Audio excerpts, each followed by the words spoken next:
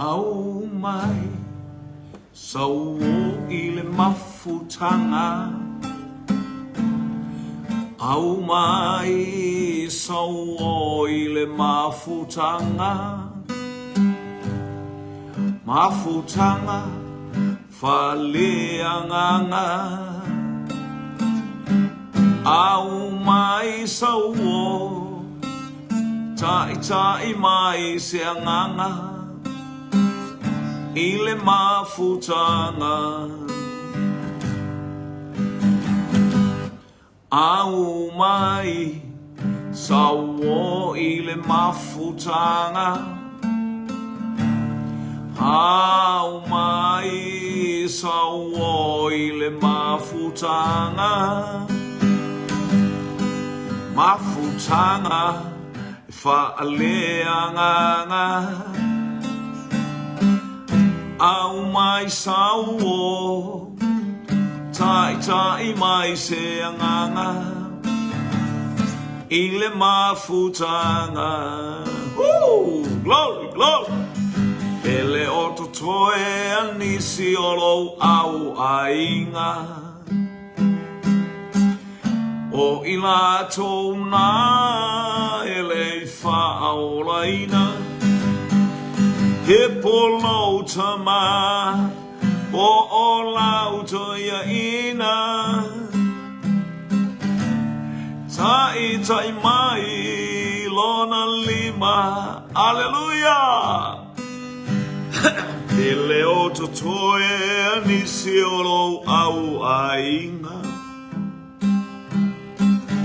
O ilato na ele ifa'aolaina. O olo tama o lauto ya ina. Tai mai lona lima. Hallelujah. Au mai sauo ile mafutanga.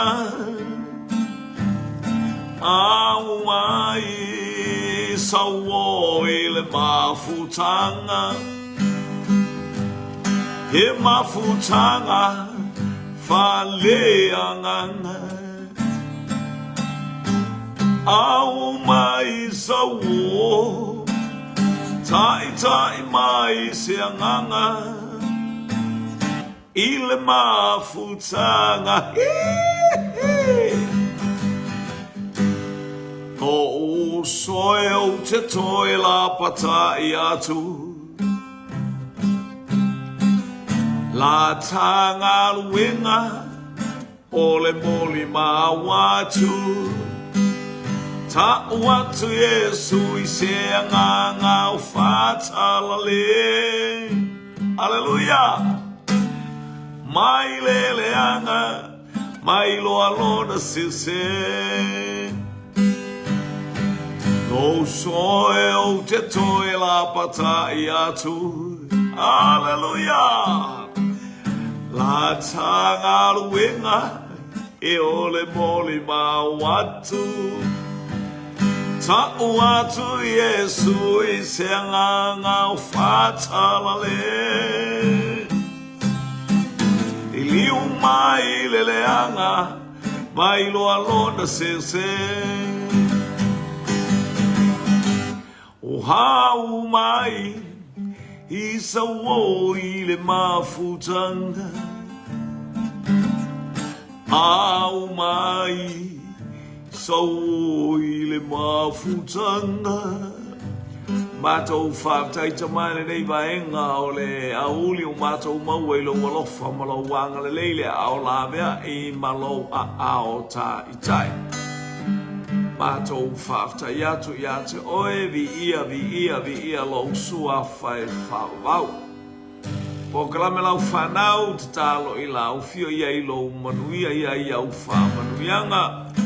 Ao matou sauni le ia i whasoa mo matou ti mata matasi male ainga o le fatua to familia le ainga i tupenga te whailangi so se tasi o whalongolongo ia i le manuia o lau fio whasoa mailo wanganga pa ia whalau tele se whaamalosi a lau whanau ai mainu. E mamao le ala o mātou sāwawali ai ona o Iesu. Amene, ma amene, ma amene. O whatalo whatasua manu malo, o lo tātou wali o Iesu ke riso i le nei vaenga o lea o oli, whatalo whātu tā matene. Ta mamati na uso ma tua whawhine mai lea i tū, ma lea vaenga o le kelope, ia mo whai ona e mua mai ai tātou whamalosi, ia po le tātou whe autau moli moli, whai whatalo wātu i les, sunga i le tātou ofisa tūtu tonu, i Global Kingdom i tonu Otahuhu, Lua Station Road, ngata fo leo au na le tua ia male. Haleluya le tātou whatonu fo le tātou porkalam ta lo fa lo sunga whatonu. Pata lo watu fo i au na le tua fo i on tātou tala mea whatasi nei vaenga o le aso whatalo watu. Praise God ulale na whaito ulale ia mai le lau mua i Wellingtone. Haleluya, ia i leanga le lei o le atua, ia i fui le pa ia le atua, i leanga i mai o si o tātou wa inga.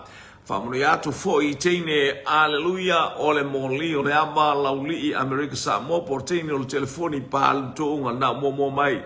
Na tau whai mai ia le wa nao le litorina le ei leo tau whai mai e fo to tolo tau mauri ai le ai waso solo mai luma le telefoni o wainu tau tai mai e ana tongia. Haleluya, malo le soifua. Ia whatalo whatu i laupa. Ia mano mamalo a o tato ia i le nei vaenga o le aso. Ia i le anga le lei o le atua, ia i le pa, ia le atua. Haleluya, i le tato o polo kalame. Ia vi ia le atua, tali mawhisili. Ia e amatalia i le nei tae au. Haleluya, praise God.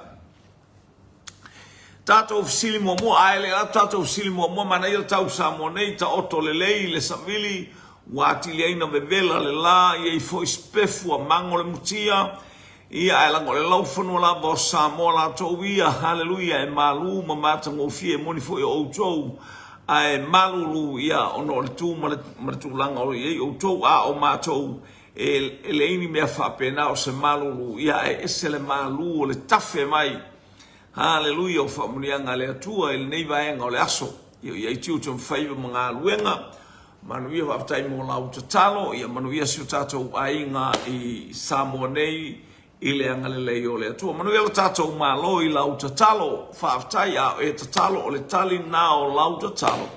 Manuia le tātou malo tātou e whe e atangata whe e ia aia e manuia tangata manuia e pala lasi fo i la tou e mano ni mano lango le tala le artuspa ia e mano ni mano i la tou e pala lasi o taf e te vai da tou a to tele le au ia tato ia le nei vai tau sola il tangata i le fato tua a o le atali ma le afine o le atua ia ua fa polo kalameina mea le ia fa tai talo fa tene o le telefoni o le vai no ia le tato ofisili mua tato ofisili mua tali ile sao po le se true or false. The first question you are to ask in true or false tali le sao po le se o le fana o le tamalo o Iakopo haleluya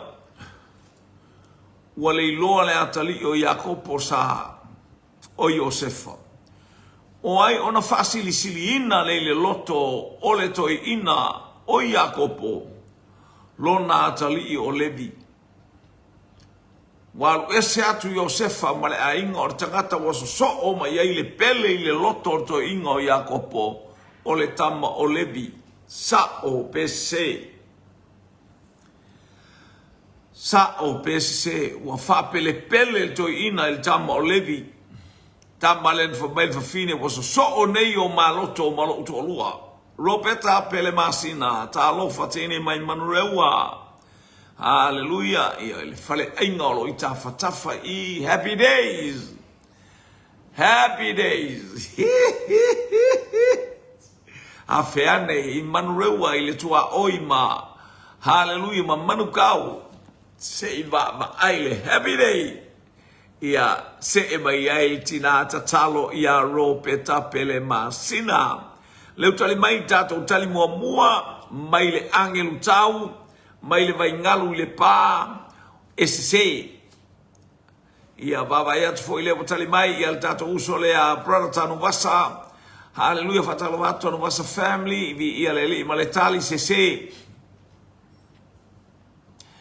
angai malteini ala vainu ne wa se mai lu le tau bua tasi lua tolu no foa vai hallelujah le telefoni le vainu ma le tolo ta mauli ma le tali se mi ia le li praise God hallelujah hallelujah praise God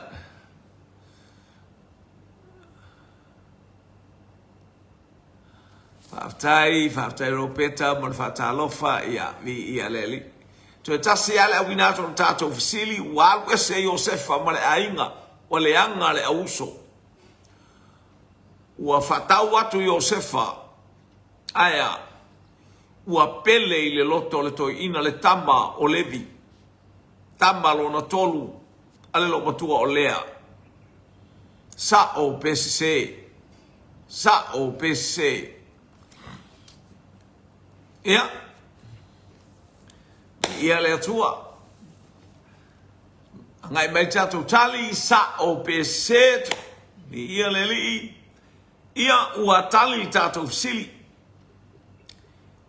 tolu wa tali fatali ana o mai eten mai se ele olevi lani tavita talofa to fine talofa tina talo vi ia le li manuia le mai maria se felo inga foi matato tama ia vi ia le tua praise God ia angale le atua fa manuia tele tina tatalo lani mole angale le mole haleluya ia mole angale le tama vi ia le li fa manuia tu le atua ia te o mole ainga vi ia le li fa tai mo me umala God bless praise God ia se tilo ane la ua tali tato ofisili se a ole to ofisili to tatao atu a o ai la na pele i le loto o ta malo ina ole ai atu Yosefa fa linga o pele o Yosefa fa le ofu e lo ai le un batua fa un matua ta malo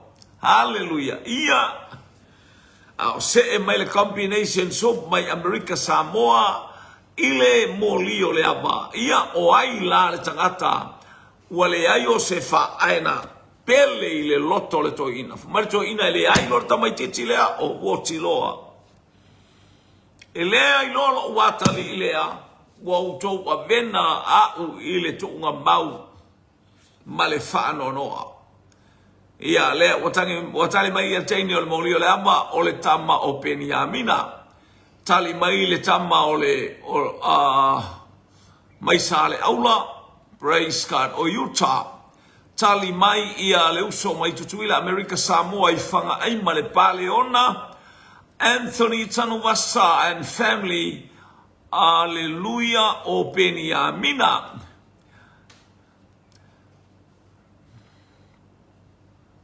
sawai male afato so oka koi au le supo sole nei tai au sole supo le ta ole macaroni supu ia e ta ulai i taue e teine ole moli ole aba ole afato so ia le wa tali mai ia ropeta pele masina tali mai Anthony Tanuvasa Peniamina tali mai ia ropeta pele masina o Peniamina hallelujah praise God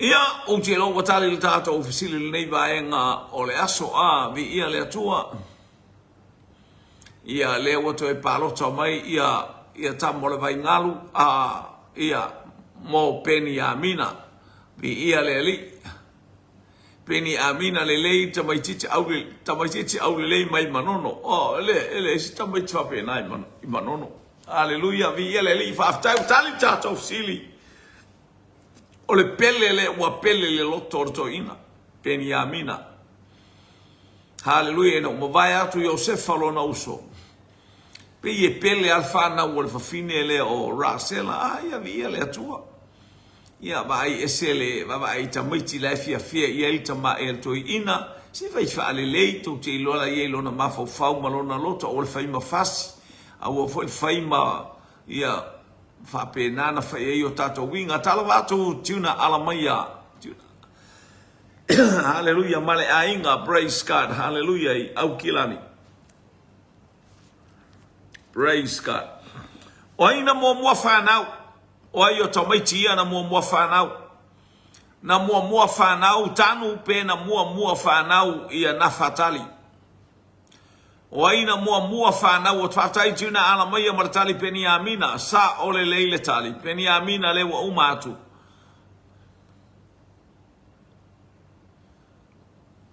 Oh, certainly.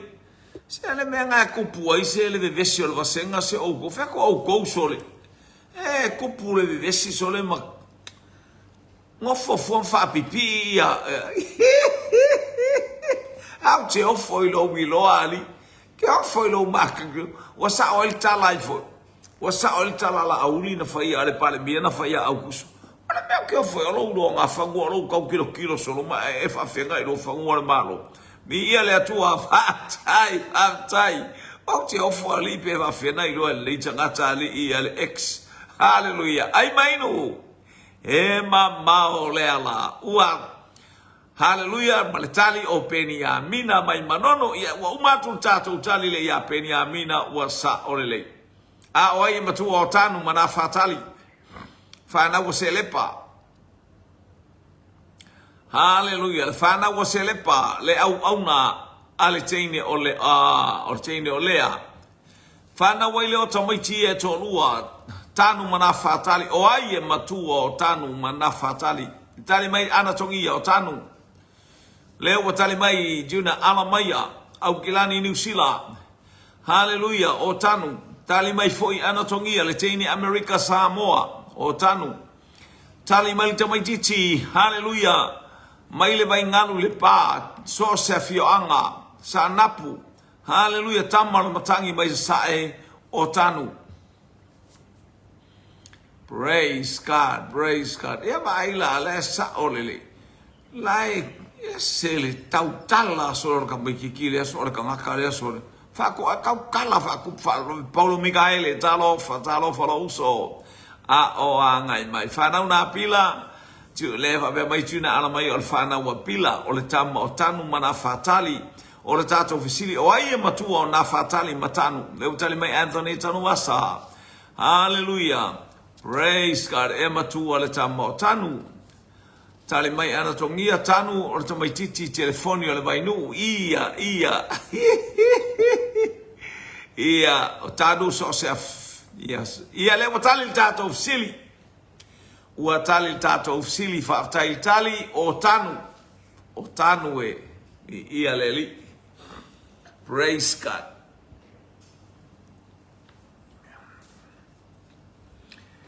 e tau le ngana e peru a ia tatou a the word e tau le ngana e peru o le upu a e tau hallelujah a e tau le upu a le atua e tau le ngana e peru o le upu a le tau a eleni le ale ta'ua e leni le upu le atua.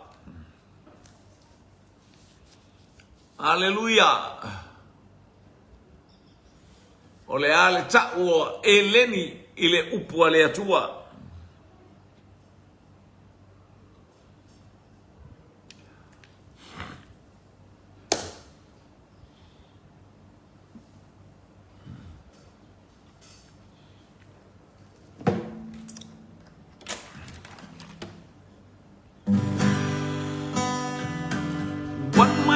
God we serve, one mighty God we serve.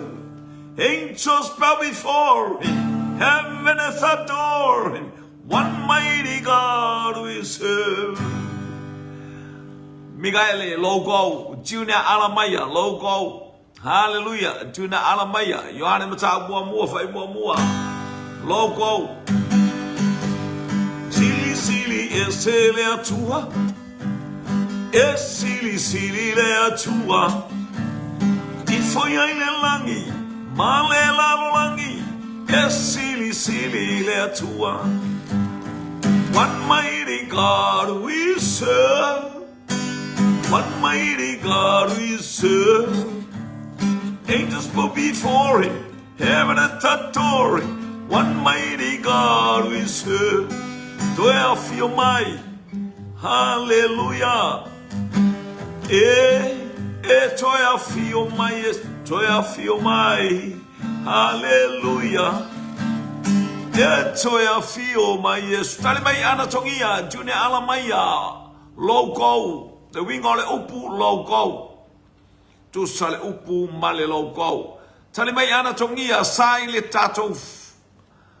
Sai ya tato fo ile logo ia. Ia le sai le amatanga le logo.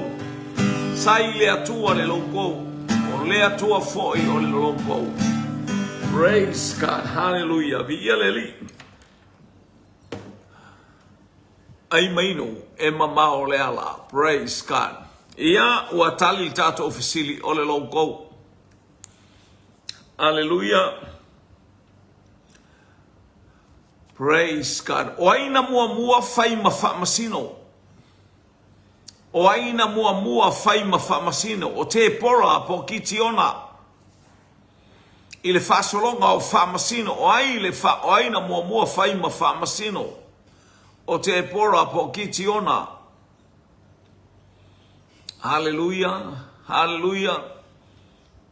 Ia leu tato ilo le logo o le upu ale atua e o le sai le amatanga le logo le upu ale atua na fai ai mea uma ma le fuafuanga uma. Ia leu tato ilo le upu na ale atua le whapea maitala Ioane ua liutino tangata le upu ale atua o le logo o Yesu Keriso. Hallelujah. Ia le atua. Ia se le mana io se ainga e fia le upo le atua. O le ata nao lo fia ia Keriso. Hallelujah. Fia le upo le atua. E te saoloto. E una iei fita uli whainga tāma mea uma. E maua lama le fia ma le oli. O leo tale mai tuna ala mai e tātou fesili o te pora. Po kitiona na mua whai ma wha masino. Nea o tale mai tuna ala mai ma akilani. O te pora. Tali mai fo ile angelu tau. Hallelujah, mai ota huhu o te pora. Tali mai anatongia tititi mai le molio le ama Amerika Samoa. Hallelujah, o te pora. Tali mai ropeta pele masina. Le teine mai, hallelujah, manurewa. Ile, hallelujah, o te pora. Vi ia le alii.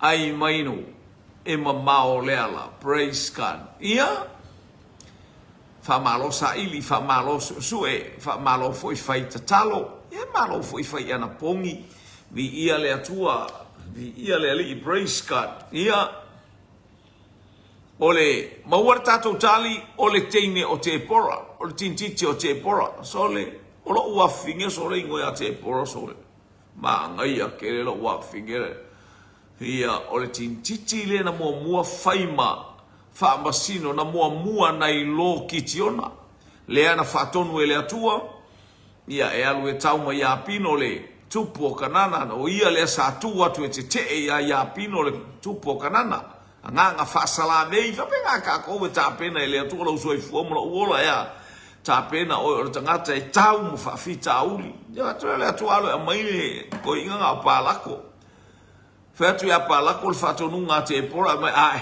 se ke ngofo au so mai nga mea ke lo ele alu ke le an o ka se esele le an o le meta o to ita ma ia telefo ita ma ale o tina ini mea ua mamai ale alu le tina ile lotu ia ua fa sapa to ai malau fai tau tu spaia ale alu tina I me fai le ai oi sole na tau balea mai lo le o te pora vai oi tate o le manu manore taua e ame le atua le vi inga le fafine e maua le fafine le vi inga e monia vi le atua Whaftai Anthony tanu asa o tutu ila pa fanga aima ma le paleona ma le talia Debra manu ia ngalu ngale aso prara vi ia le ali Ia le o tatou vaaila ia sa o le tali o le teine o te pora vi ia le ali. Ele leile atua o ai o so o neina mua bala au ia Yesu. O ai o so o neina mua bala au ia Yesu anterea po Levi. Levi po anterea ia Levi fo ele ingo ia matayo. Vi ia le ali. Levi matayo ia peta ua fo o ia o le ao la fonga a. Ia wa maua mai. O ai o le awali ia na mua bala au ia Yesu. God is good all the time. O ai na mua bala au e faima so o Yesu.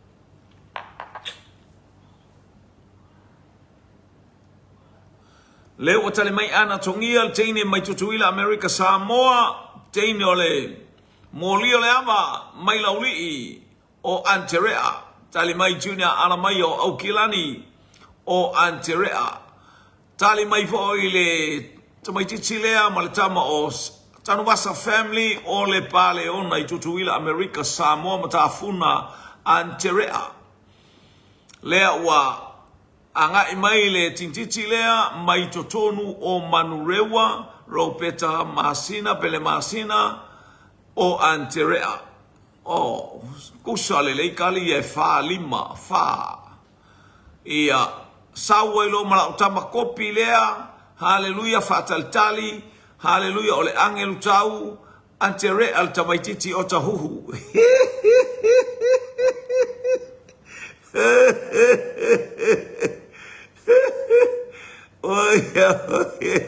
te ia wata mai titi o ta huhu ali.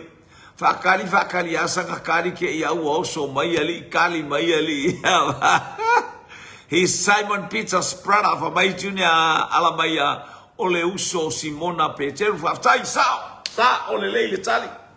Tauri o la wali e to lua sa vala au i el tusi aluka na mua leana i el tala ia Peteru le fa petu tu le loloto le upenga. Ia le fa pe alto tele o inae sa waile mua vala aulia o Peteru e Yesu. Al mon mawe Yohane le fa evangelia. Na mua i loa e Anterea o na alu lea tau i lo na uso o Peteru. Tau ia Simona Peteru. Na mua i loa na mua faima so o ia Anterea. Na iloa e mua e Anterea Yesu. Ina o fape atu Yohane le papatiso fauta i le mamoe le atua na te ave ese le anga sala le lalolang. Iona o ilo le o Peteru ma Yohane tau muli ai. Hallelujah. Ai muli ane. Ta mo e il ta malo Anterea tau ilo na uso Peteru wa ma maua le tangata o ia le keriso. O ma mora tangata o le Mesia. Ai saunga Peteru o Yesu o longa kausonga. Amene. Vi ia le atua praise God. O le tangata lana mua tofi.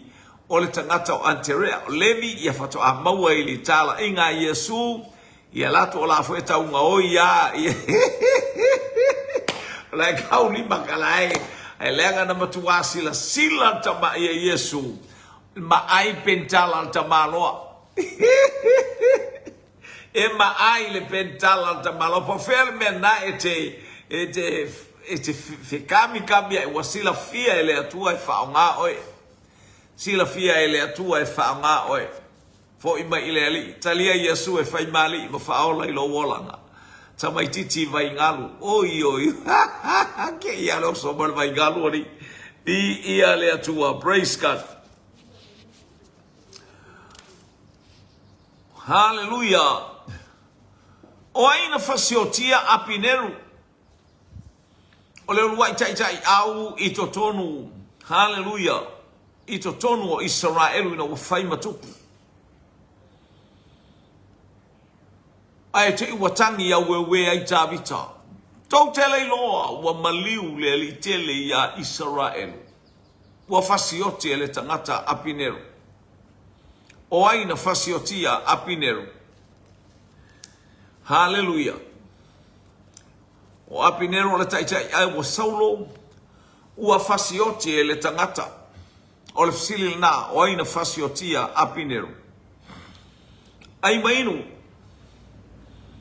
e mamao le ala awa nei vaenga le aso o tato ia le o tali mai ia ana tongia o a apo tali mai junior ala mai o asaelu tali mai ia a tali mai tene lea mai tutuila maungo ile haleluya morio le ama o a apo tali mai tene mai au kilani asaelu tali mai tamai tutuila tafuna Amerika Samoa tanu vasa family yo apo Mikaeli haleluya tali mai le angelu tau yo apo Junior Alamaya yo apo Ropeta Pele Masina yo apo ua tali le tato ofisi amene fasioti el tamaititi yo apo tele atang mean o le mafuanga le fasiotinga e yo apo apineru ona o fo i mai apineru e fale lei ia tavita te lo mele sai tato olanga o le olanga apineru o le matua tangata fai meleanga ia tavita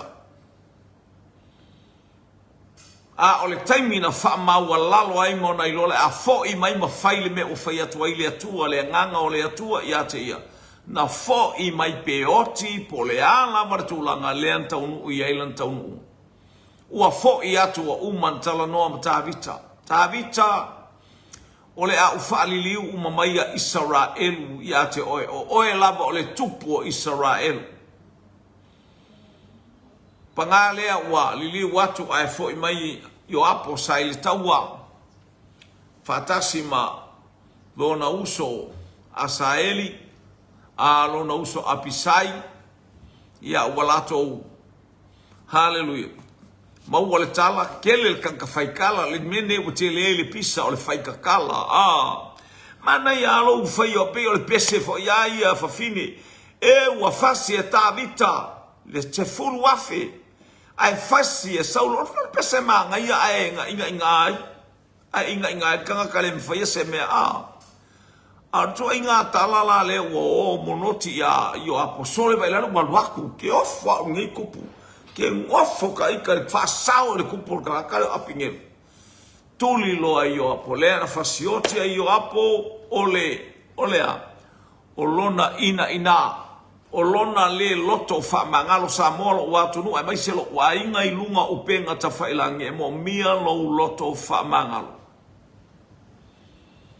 e mo mia lo loto fa mangalo ia ile anga le leio le atoma ia le pa ia le atua ia te oe a ele loto fa mangalo fa ilo ia o tala tu spa ia ele fa mangalo o ele atua a fa ele fa mangalo oe ia e papa ki weli kuapi o ia oe haleluya e alu o ile afi se o li tato uma tato te le maua le loto fa mangalo e fa pena ona le fa mangalo ina i tato we lo tato watua ai mainu e mama o le ala praise God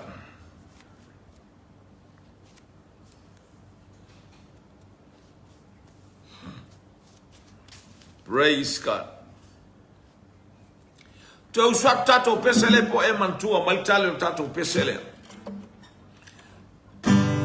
Epe solo mai maunga Luluina mea uma Suo te tele Le gongo No ole sami O ai le profeta na pese i le pese lea O te Le fefe tau tai oe Lo ua tua Ole ilea Ole sami le fanua Pele funga mai le vine O puia le profeta Pele funga mai le vine E mati le olive Fa le lafu mamoe I le whanua tō maulo u fia ia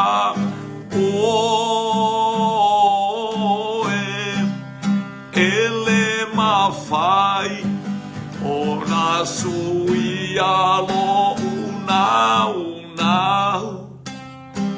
ia oe oh solo wa saul kani ali jul tama mai au kilani New Zealand juna alamaya sapakuka Chaini ole moli ole ama lauli America Samoa sapakuka tama mai otahu hallelujah tama mai le pa sapakuka mai le pa uiva ia hallelujah ana songia le auto so mai chaini ole moli ole ama hallelujah le fa pe mai moli ole ama o sapakuka mai sale aula o isole to e sawe martama mai tutuila America Samoa tafuna o sapakuka ropeta pele masina le tititi mai manurewa o sapakuka mai sanapu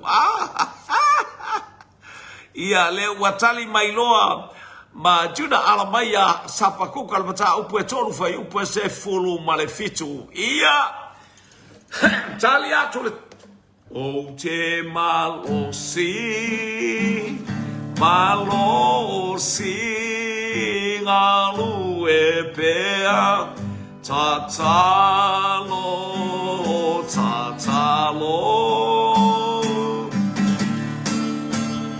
fina upea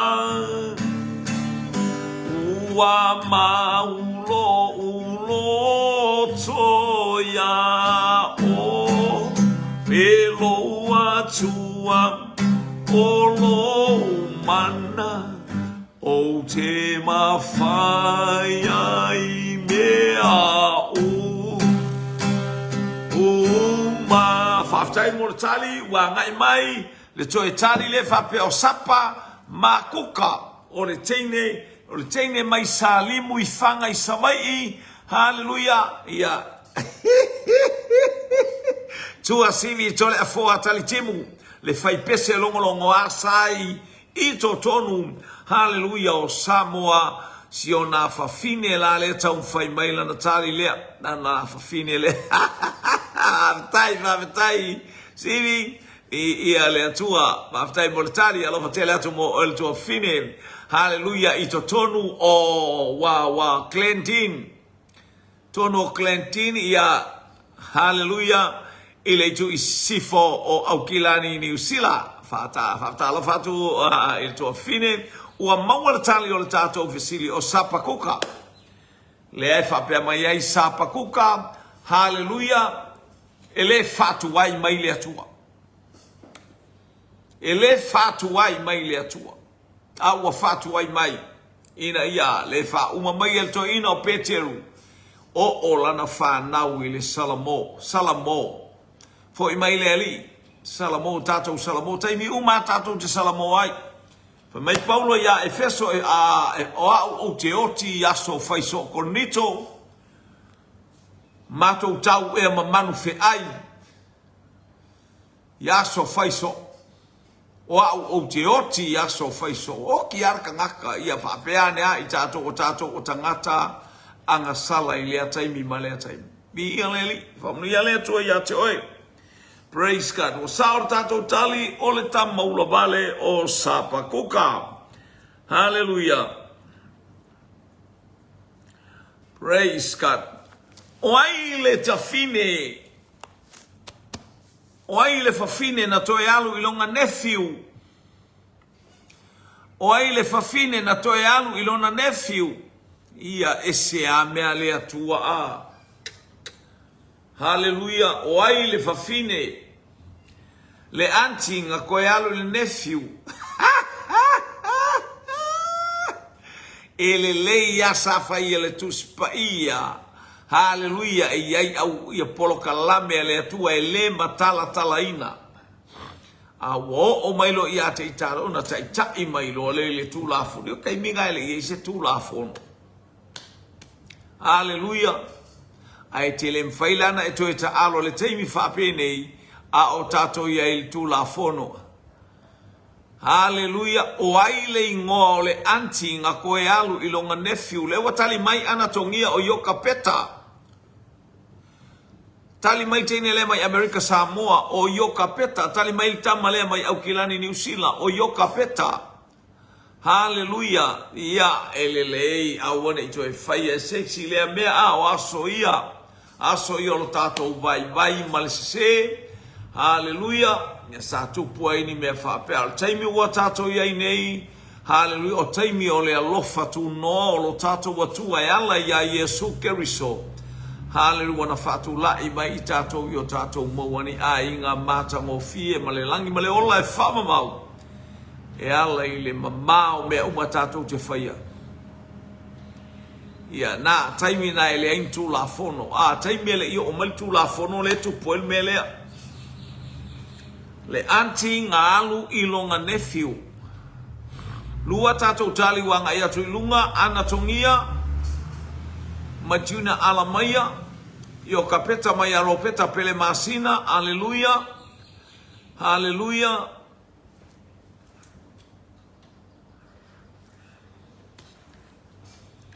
Praise God. Praise God.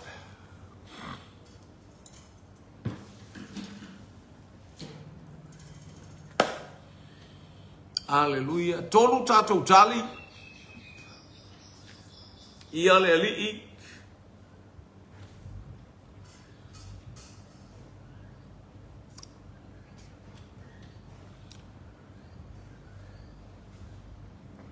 Ia le vapea mai Junior ala maya o Rebecca Malona nephew o Amaramo. Ia ua tali tatou fisili. Tali tatou fisili o Yokapeta. Ia malonga nephew o Amaramo. O Yokapeta o le tua fine o le tangata ingo ia ko ato. Tama ingo ia Merari malesita ma Keresoma. Whanaua Levi. O whanaua Levi e iei tamaiti ia. O le tasi le teini e toa tolu tama.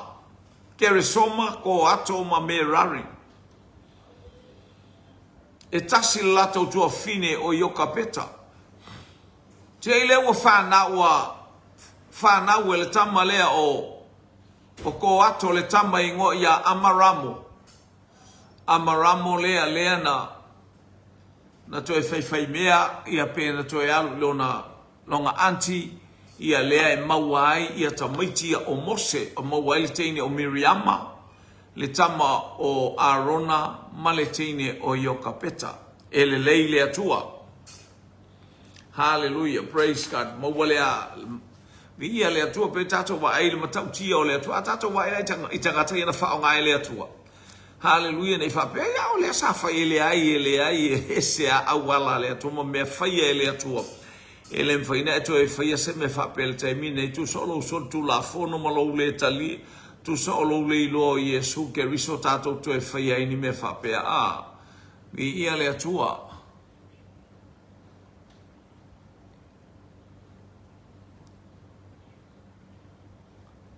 Ia, e sa o le lei anatongia ili mele e. Hallelujah. Praise God. O ai le ngore masina mua o le tausanga pe a whai ngoa ina ele nu. Le temina mai utaia. Le temina mai ai Israelu mai ai kupito. Taimi o le paseka. Whapea tua i le atua Mose.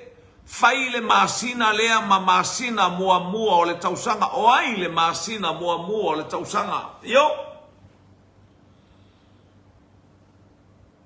O ai le ingoa le masina mua o le tausanga. I to tonu le nu o le atua pe foninga mai e tau mai le aso sfulima e tau watu i le sfulima o mati e tau le fape na pe le taunga o le praise God.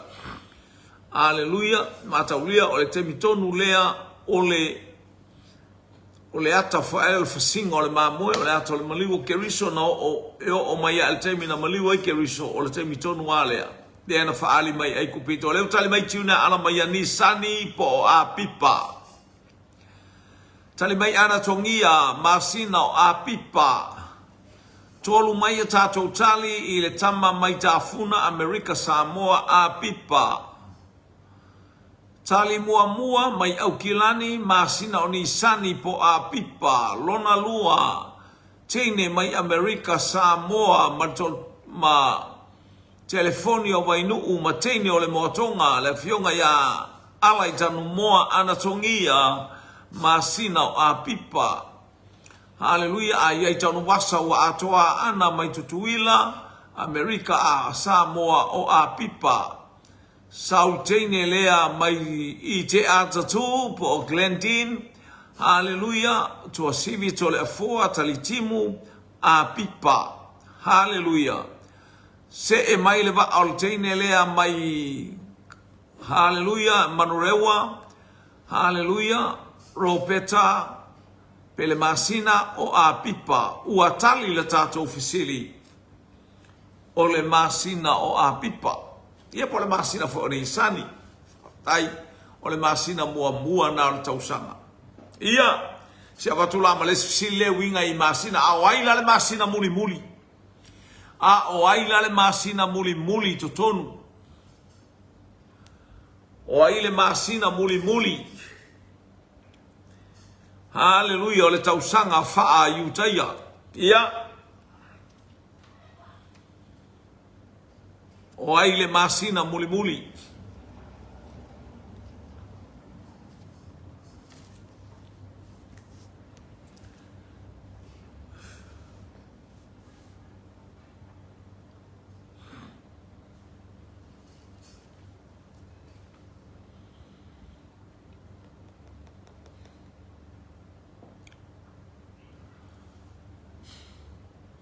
O aile masina muli le tausanga. Lea watali mai junior ala maya o atara. Ia le ali. Ni ia le atua. Praise God. So le. O ko wari o yukaya e mana i o tato ilo tato o Israelu a. Sele mana i o tato ilo tato nuu Israelu. Hallelujah isea. Lea mai tato faola o Yesu Keriso. O ia o le Israelu o le Yutaia. Hallelujah. O mea uman o le atua ilo e lana whanau. Hallelujah. Le masina e sfurulua leo whapea mai ia junior ala mai o atara. Praise God. Tali mai fo i ana tongia o le masina o atara.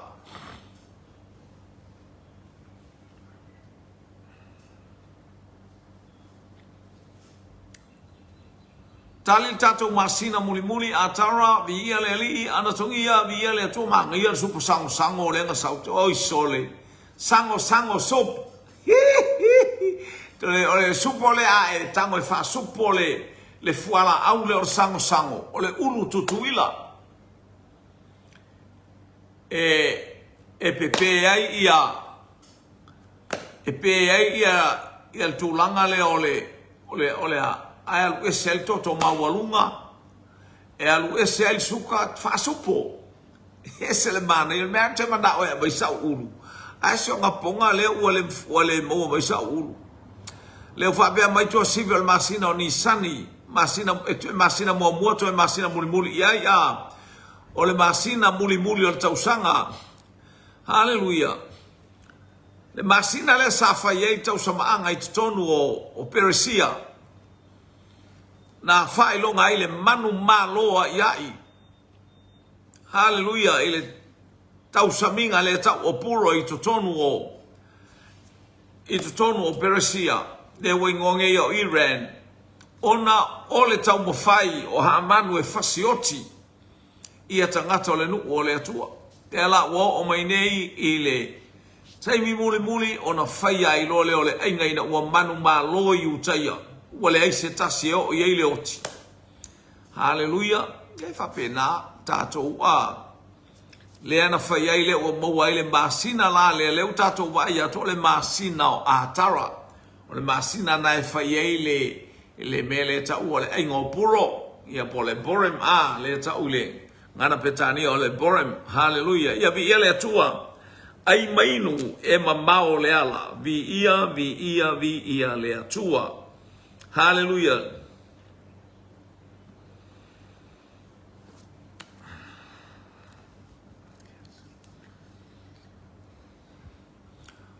Verse nu ole oi te lo fesa wai fa fine elena tuli yo apo e alue. O tali tato sili o atara o lengo o le masino atara.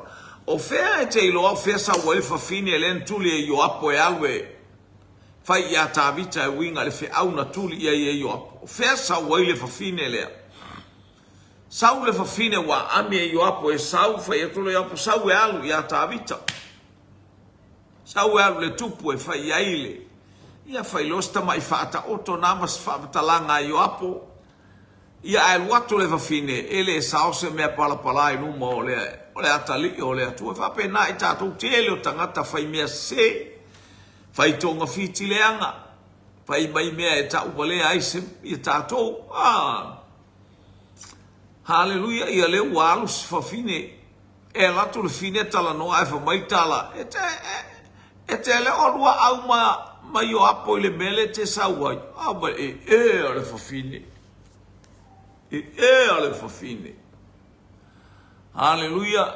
Leo tali mai tunia ala maia sau mai tikoa. Leo tali mai anatongia e sau mai nove. Mana ia tali. Sel mana yo ale sau ora tali a. Anthony tanu wasa tikoa. Haleluya, haleluya.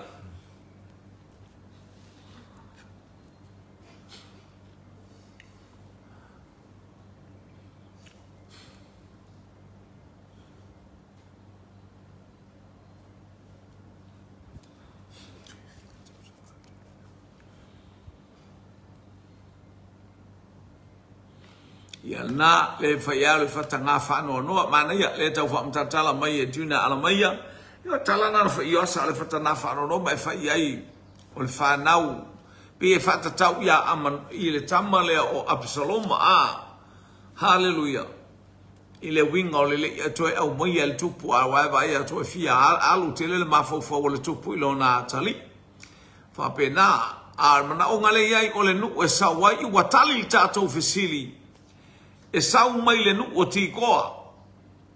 Tikoa fo ile sa wel profeta le ngo ia Amosa le profeta fo ile le tala noa ile aso le ali ile malama e pongi sa haleluya o ina e sa wel fine popoto tangata le nu lea haleluya popoto fo i fa fine tau tala mai fai awala fa ele pe fa to sina mai le loto tangata ai watu fine lea ele pasao ele mfaina e faia se mea se iluma o tangata e mafuta ile atua. Anga ia ile atua tala tus pa esa ia ile atua ia Iosefa. Na latu to lua Potifara e tau fase ala to la esa fai me ile atua ele se ele mafufau. Sa ia ile atua ia Tavita. Fai mai tangata ia te ia Tavita tu mau te tutu ia tupuna. Tavita so ia, so i so i kau karaso. Haleluya. Ele mafaina sao se mea leanga. Fau e se tangata. Ile mea o ia ile atali i male afafine o le atua. Vi ia le ali. Po e taita ina ele anganga pa ia. O atali i mafafine o le atua. Ia male tato to efsili. Tato to efsili o le tato porkalame. Ia e fai mai ei sau mafau to e fia tausanga lua sela o ile lua sela tausanga tau no mai lotu i Samoa to e fia tausanga ia mo se soani tasi valu tolu on tau no mai ai lotu i Samoa ia to e fia ni tausanga o mai le lua sela tausanga ole lotu i Samoa.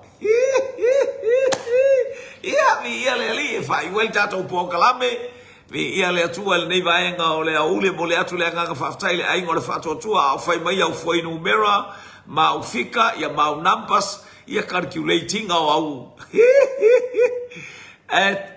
Valu se lau tōru furu tau nuku malitala lelei. A le fasili. Toe fia tau sanga a toa le lua se lau.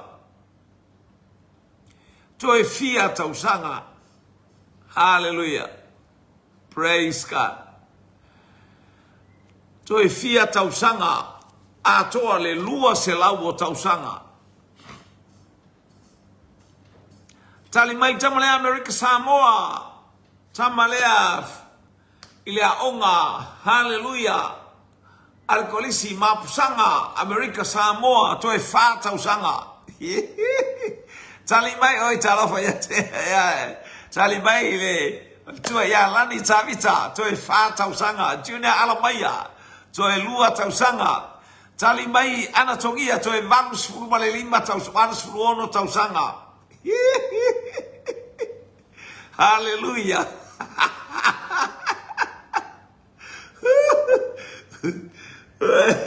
Mà mấy cô ý ngồi vào phải ngồi vào popo ya phải cái phải mấy vào u kiu phui lu li lối ngồi miếng à cái li lối miếng cô ấy sẽ le ngu miếng u kiu phun cô bài tali mai lani lani ta vi ta fa tau sa toi fa tau sanga tali mai Anthony Tanuvasa toi fa tau sanga tali mai tuna alamaya toi fa tau sanga. Hallelujah. Tato toi fisilo tato polkala me lima sumale valu minute te aile tula sumalua Samoa. Lima sumale valu minute te aile tula sumartasi New Zealand. Lima sumale valu minute te aile tula Iva. Hallelujah. Itotonu o Australia. Lima sumale valu minute te aile faile afiafi tono America. Hallelujah. Lima sumar valu minute. Toe lua minute le tula e lua I totonu Hawaii. Ai mainu e mamao le ala. Ia leo whapea mai ia tiune ala maia. Lua ono to ese mai ai se lau valus fulma tolus fulu. Hallelujah. Toe le tasi iwa ono. Tasi iwa ono. Olona winga foa moa ia. Sia malo fai fau popo.